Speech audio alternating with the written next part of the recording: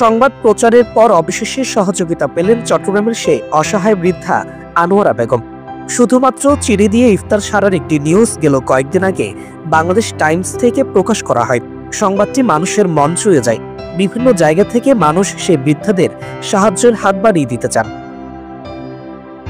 চট্টগ্রামের রৌফাবাদ এলাকার সেই বস্তিতে আনোয়ারা বেগমের মতো বাস করেন অসংখ্য নিম্নয়ের মানুষ, যাদের বেশিরভাগই আর্থিক অসচ্ছলতার কারণে অসহায়ত্বের জীবন পার করছেন।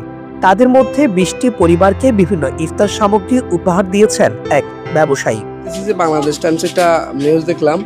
নিউজটা আসলে একটা ফ্যামিলিকে নিয়ে, যে তারা ইফতার করতে পারতেছে না, এমন একটা তাদের ঘর ভেঙে পড়ে যাচ্ছে, এমন অবস্থা দেখে নিজের কাছে খুব খারাপ লাগলো। তখন আমার সামনে কিন্তু প্রচুর ইফতারি ছিল, আমরা বাসার ফ্যামিলি সবাই ইফতার করতেছিলাম। তখন আমি হঠাৎ করে আমার ওয়াইফকে দেখালাম যে আসলে দেখো এরকম একটা ভিডিও আজকে বাংলাদেশ টাইমসে আমি দেখলাম। পরে সাথে সাথে আমি ইফতার শেষ করে আমি বাংলাদেশ টাইমসে যে সাজ্জাদ আমাদের চট্টগ্রামে যিনি দায়িত্বে আছে ওনাকে ফোন করলাম।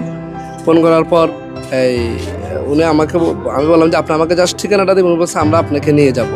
সংবাদটি প্রচারের পর ইফতার সামগ্রী উপহার পেয়ে খুশি সেই বৃদ্ধা আনোয়ারা বেগম।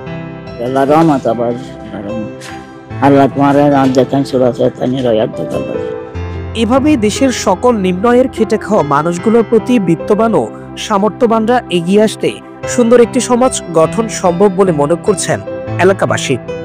অন্যান্য এলাকায় চাই আসে অন্যান্য এলাকার জন্য, আর তারা নিজেদের জন্য নিজেদের এলাকার মানুষের জন্য সবকিছু দিয়ে, কিন্তু আমাদের এলাকায় খুব কমই এরকম সহায়তাগুলো আসে। ভালো লাগে, আশা করি আমরা আগামী দিনে আরো আপনাদের থেকে সহযোগিতা পাবো। সব বড় লোকেরা যদি মন মানসিকতা আপনাদের মতো ভালো থাকতো, যিনি আজকে এই কাজটা করছে তাকে অনেক ধন্যবাদ। আল্লাহ ওনাকে নেখায়াত দান করুক। সাজ্জাদ হুসাইন, বাংলাদেশ টাইমস, চট্টগ্রাম।